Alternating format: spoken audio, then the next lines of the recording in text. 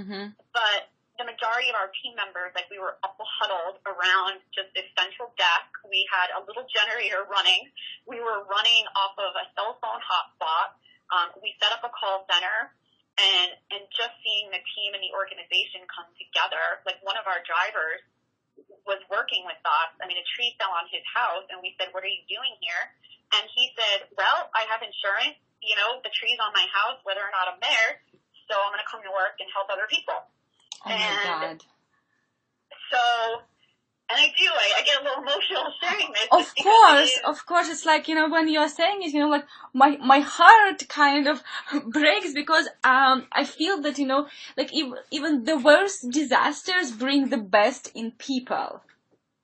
Absolutely. And just seeing the community come together, and, people saw, on the news what we were doing, and our corporate partners, like, sent food, and Hoffman's Chocolate sent their ice cream truck. I mean, it was like 90 degrees out. They knew we didn't have power. We were operating manually, so instead of having forklifts unload the trucks, like, we were manually loading and unloading with pallet jacks. And, just even ice cream, like, taking a break and giving us cold stuff just really helps with morale and helps us keep going. So there are so many moments, actually, that we're quite proud of and really humbled by, to be honest. It was a very humbling experience to see the support of everybody. Amazing. I mean, I can't even find the right words to say, but thank you so much for sharing this. It's really incredible stories.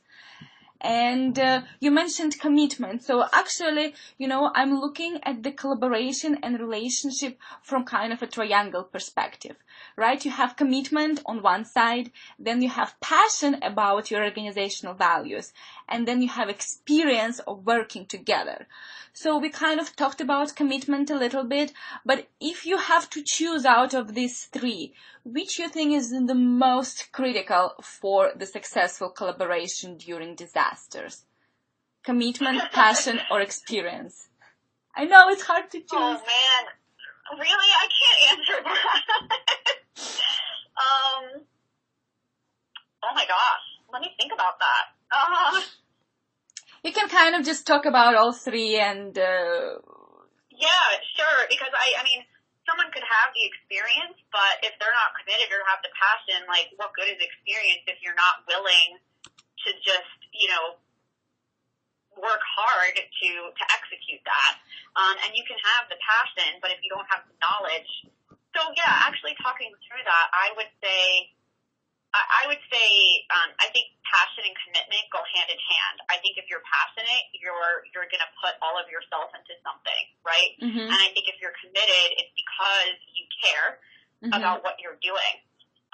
So I would say passion is probably the most important, and you can learn on the fly. You can teach people. You can't force people to have the right attitude. So I think if people have the passion, you can teach them the rest. But is it sometimes happen, you're executive vice president of Feeding South Florida. You are passionate for the Feeding South Florida values. Have you ever experienced that, your values are different a little bit than other nonprofits' values? Have you ever had, like a little conflict or maybe misunderstanding because of this?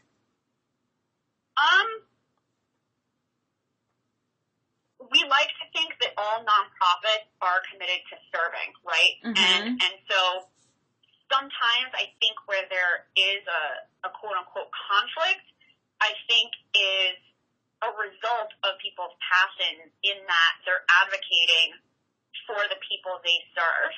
Mm-hmm. And you may not be serving the same people, or if you are, then I think it becomes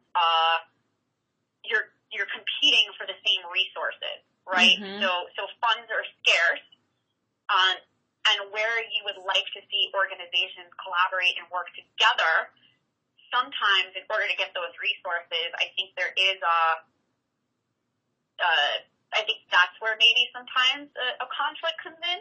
Mm-hmm. But for the most part, I would say that if people are a nonprofit, you would like to think that they have the values of commitment to service.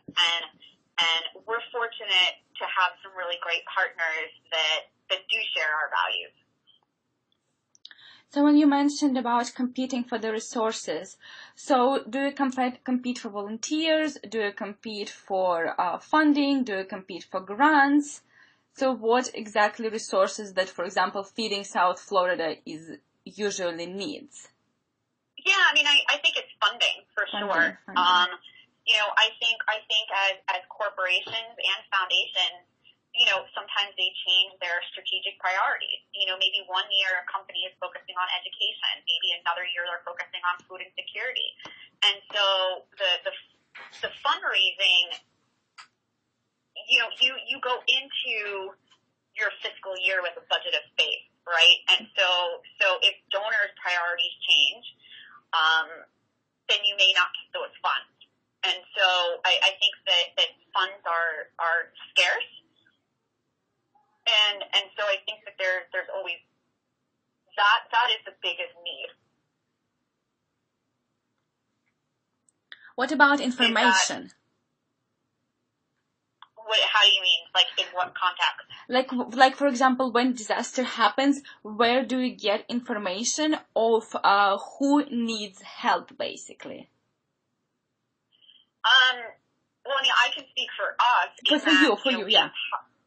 Yeah, I mean, so there's a couple of ways, working with the counties, mm-hmm. we know what shelters, so we know what evacuees need.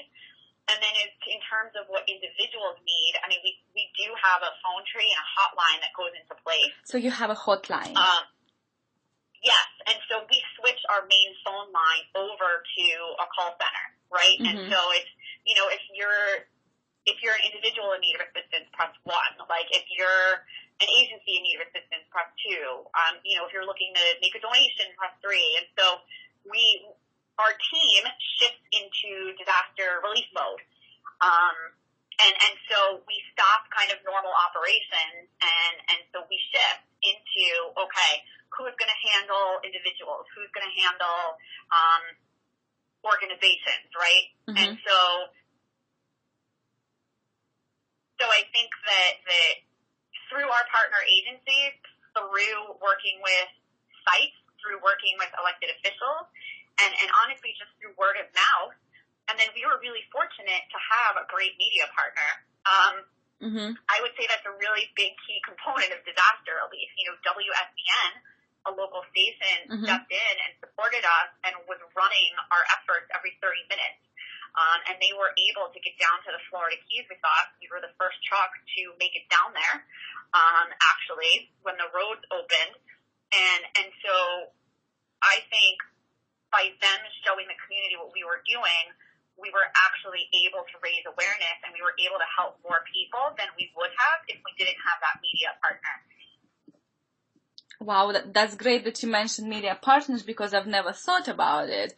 But I mean, and being the first truck in Florida Keys, that's really impressive. So, thank you. It was, we serve that area on a regular basis, and given their geography, the first truck we were only able to get down to mile marker 70, and then it wasn't until like 2 or 3 days later that we were able to get to the Keys, to the mm-hmm. southernmost point. Fascinating. But, you said that basically Florida didn't have major disasters before Irma in a long time, but everything for you was prepared. So, you said that you haven't done it before, but everything was running when it needed to be done. So do you have like a protocol for it, or like how were you able to do it that great? Well, a couple of reasons. One, we have a great CEO who has experienced disaster relief before. Prior to coming to Feeding South Florida, mm-hmm. he had 12 years experience at the San Antonio Food Bank.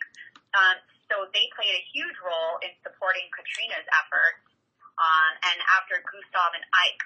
So mm-hmm. he had been through it before, and he was really instrumental in helping us prepare for this. But also as part of the Feeding America Network, we do participate in